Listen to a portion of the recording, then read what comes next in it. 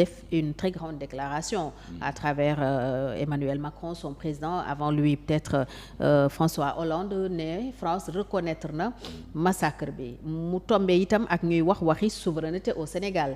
Président de la République fàttaliwaat ne réew mu indépendant base militaire u beneen réew waru faa nekk. Alors noo jàngatee événement bi nga xam ne laal na passé mais aussi peut-être benn occasion la pour Sénégal mu exercer toute sa souveraineté, son indépendance vis-à-vis de son partenaire historique qu'est la France. Noo jàngatee posture u régime bi ci loolu. Tout à fait. Je pense que la posture du régime est une excellente posture. Okay. C'est une très bonne posture de souveraineté, de sauvegarde de la souveraineté nationale, de l'indépendance et de la souveraineté nationale. Parce que loolu su ko réew amul mënul sori amul dara amul identité mënul wax sax waxi indépendance. Voilà mu ngoog alors donc loolu dafa nekkoon disons gàkk-gàkk bu nekkoon ci yaramu Sénégal waaw ci histoire u Sénégal boo xam ne bii régime yi fi jaar yëpp seetuñu nu ñu koy lijjante seetuñu wax dëgg yàlla nu ñu koy lijjante waaw alors François Mitterrand bi mu ñëwee François Hollande bi mu ñëwee moom xam na ko parce que dirigeant français yi ñoom ñëpp xam nañu la xewoon dirigeant sénégalais yi ñoom ñëpp xamoon nañ lu xewoon mais moom bi mu ñëwee au moins am na lu mu ci def aslëf jël lenn ci archives yi indil ko Sénégal jox leen ko waaye la ma ca teg mooy que presque dafa dëggal li ñu doon wax ne tirailleurs sénégalais yi dañu defoon rébellion maanaam dañ doon fippu ba moo tax ñu rey leen waaw moo tax ñu boom leen mais kii Emmanuel Macron moom nee na dañ leen a boom au moins loolu moom nangu na ko. massacre nangu na ko massacre voilà dañ leen a boom mais loolu aussi gàtt na ba tey. alors lan moo war a nekk la suite est-ce que tam suñu président yi wala suñu njiit bi fi nekk tey waru woon exiger plus de la France. Ben si. am na ñuy waxi excuse publique. waaw d'ailleurs am na seen benn confrère bu nekk à l'étranger moo woo démb wax naa ko loolu. nee naa ko lii yëpp c'est insuffisant trop peu et trop tard.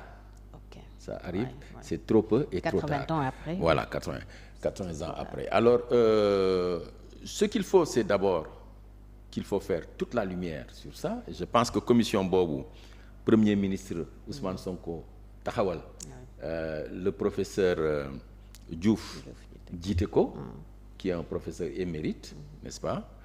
Je pense que ci loolu la jublu pour càmbar mbir moomu pour leeral ko parce que ñii ngi wax ne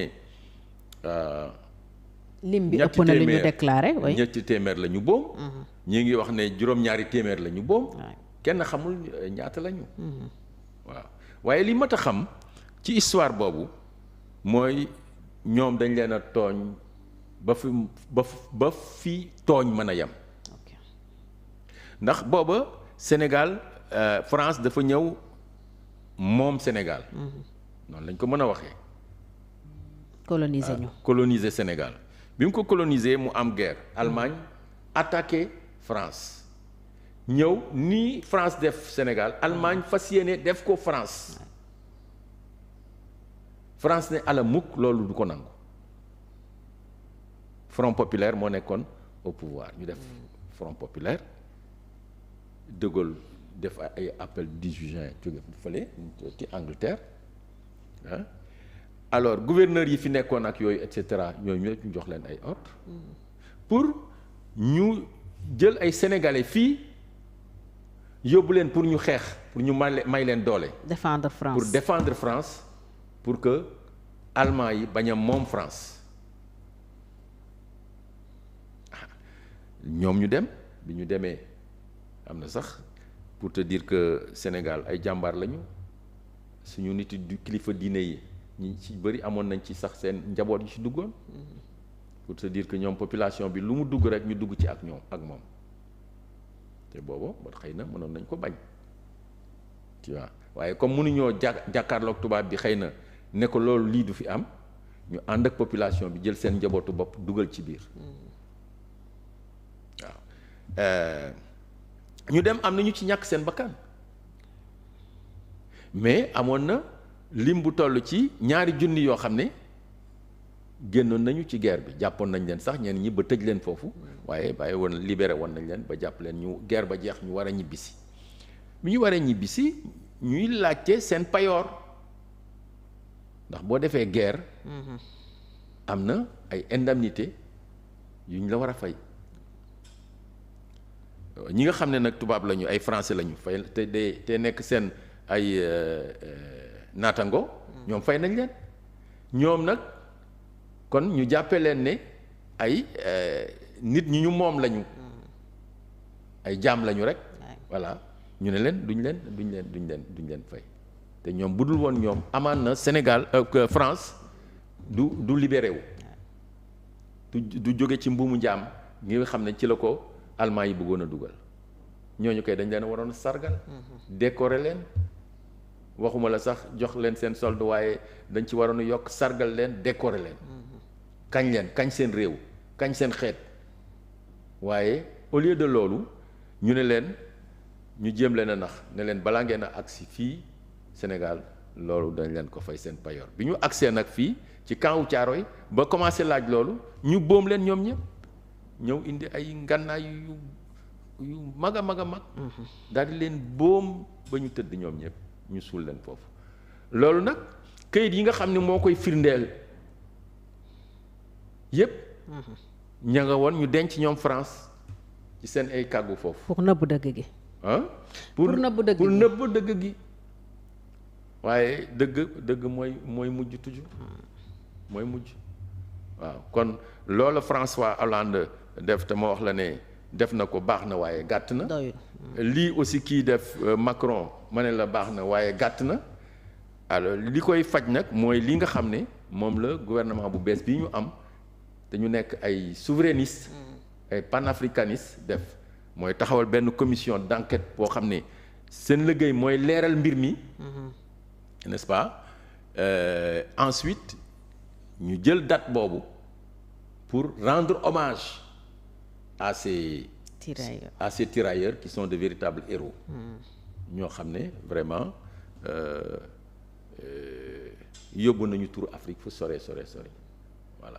Alors est-ce que tey président de la République mun na am lu mu exiger ci Macron ci France. symboliquement ah oui lan la war a mais bëggoon naa ci yokk ne la gauche française ñoom demandé nañu la mise en place d'une commission d'enquête parlementaire. Il y a des députés d'ailleurs qui se sont engagés pour. Voilà qui se sont engagés pour loolu je pense que aussi loolu bu amee dana faciliter commission bi liggéey fii ak gouvernement bi seen liggéey parce que archives yi ni ñu ko nëbbee ak yooyu yëpp xëy na seen député yooyu ñoom parce que commission boobu dina am possibilité entendre tu vois entendre ku ñu bëgg a entendre ñoom mën nañ la entendre bien sûr pour faire su ko defee je pense que loolu vraiment am naa yaakaar ne balaa yàgg dana indi lu leer a leer ci massacre Thiaroye bi ci boom yooyu ñu boom tirailleurs yi alors loolu nag buñ ci àggee ba mu am je pense que Sénégal dafa war a exiger non seulement des excuses au gouvernement français n'est-ce pas mais dafa war a également demander une réparation. Indemnisation par exemple les indemnisations. Oui, pour les familles pour les familles. am nañu commencé jóg justement de la justice. voilà je pense que loolu war nañ ci àgg war nañ àgg ba foofu waaw au-delà des symboles pour def stèle boo xam ne bon ak yooyu tout ça là pour commémorer bon cette date et cetera rendre hommage je pense que loolu war nañ fa àgg vraiment ce travail de mémoire là Sénégal war na ko def ba mu jeex et ça c'est un acte boo xam ne bii ça permet de parachever l'indépendance du Sénégal parce que c'est la souveraineté qui permet de parachever l'indépendance mais tant que loolu amul loolu ak armée bi wax nga ko sànq base militaire française yi au Sénégal wax nga ko sànq Diomaye wax na ko ne c'est incompatible avec la souveraineté d'un pays. alors laaj nañ ko France 24 la xaw ma. France 2. France 2 voilà ne ko kañ la loolu kañ lañ koy def mu ne leen amagul un calendrier précis mais li wóor mooy danañ ko def parce que ces accords de défense là yooyu ñett la wekku woon dans les années 40 ça faisait du Sénégal une escale maritime, un escale aérien et une escale plutôt maritime, une escale aérienne et un point d'appui pour déployer l'armée française de façon intercontinentale, non seulement partout en Afrique, mais partout dans le monde. Voyez. Donc, dans un premier temps, c'était pour défendre l'empire colonial française en Afrique et partout dans le monde, parce que Dakar avait une position géopolitique extrêmement importante, justement, qui permettait ça. Mais après la guerre, les deux guerres, les relations internationales avaient changé. C'était pour permettre également à la France de se positionner dans ces relations internationales. Et après maintenant l'indépendance, le De Gaulle tëral benn stratégie de présence. C'est pour sauvegarder le précaré français. Xam nga fii la armée française jóge pour aller rétablir Léon Mba au Gabon. Quand il y avait un coup d'État pour le faire tomber fii la ñu jóge am na ay xew-xew yu amoon au Tchad également et cetera. Donc c'était ça la base véritable stratégique de la France pour intervenir en Afrique et disons conserver son précaré. C'était Dakar. Et pratiquement Dakar rek moo leen dese parce que réew yu mel ni Mali ak yeneen ñoom. Voilà le Mali, le Burkina, le Niger, etc. Mais c'est normal. Bon, les gens disent sentiment anti-français. Je pense que au-delà d'un sentiment anti-français, c'est pas d'ailleurs un sentiment anti-français parce que c'est pas un sentiment contre le peuple français. Oui. C'est une question de souveraineté. Justement, c'est un parachèvement de l'indépendance des pays africains. Et je pense que ça va s'étendre à tous les pays où il y a des bases américaines ou françaises ou des pays, des puissances étrangères. Voyez, la base américaine au Niger a été remerciée aussi. C'est ça la dynamique de l'histoire. Tu vois, c'est une dynamique de l'histoire. Tu vois. Donc, je pense que l'attitude de l'autorité sénégalaise, c'est une excellente autorité. Maintenant, cela ne signifie pas qu'on va renoncer à une coopération militaire avec la France. Le Sénégal va réviser les accords de défense tels qu'ils sont aujourd'hui, qui donnaient l'exclusivité à la France. Président Diomaye sax nee na la France doit proposer mieux. Mais bien pour sûr. justement continuer di am. Qui correspondent aux enjeux de l'heure. Aux enjeux du monde actuel. Qui permettra au Sénégal d'avoir une coopération militaire avec l'Union soviétique, avec la Russie, avec la Turquie, avec d'autres pays, d'autres puissances. Donc briser l'exclusivité, quoi. Pour briser non seulement l'exclusivité, mais pour avoir des accords de défense mutuellement avantageux et gagnant-gagnant, comme on dit, sur une base d'égalité. Parce que peut-être les Turcs peuvent nous apporter quelque chose que la France ne peut pas nous apporter, les Russes peuvent nous apporter quelque chose que la France ne peut pas, etc. Voyez. Donc le Sénégal doit pouvoir aller prendre tout ce que, n'est-ce pas, il peut prendre sur le plan de la coopération militaire, là où ça se trouve.